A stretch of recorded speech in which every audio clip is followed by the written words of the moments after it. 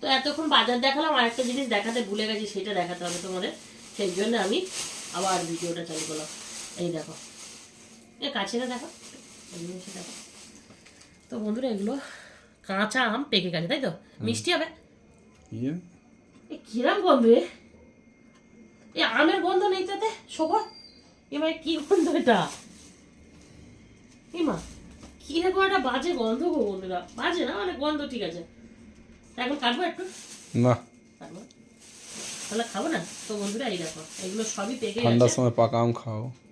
তাই পাকা, এটা কাঁচা আম, কোনো এটা হয়তো বাইরের আম, কোনো মতে পেকে গেছে। এটা তুমি কেউ পাকা আম এনে খাওয়াবে? ও এখন পাকা আম পাওয়া যাবে না, পাওয়া যাবে না। তো এই হচ্ছে বন্ধুরা এই আম এনেছে। তো বিভিন্ন সাইজে, কোনোটা গোল, কোনোটা থ্যাবড়া। এই দেখো ছোট ছোট। ওই পাকা আমটার জন্য তোমাকে দেখলাম। এই হচ্ছে পাকা আম নিয়ে আসছে। তো এটা একটা বিশাল ব্যাপার। ফটো তুললো মা, এটা একটা বিশাল ব্যাপার কিন্তু, যে ঠান্ডার সময় আমার ঘরে পাকা আম।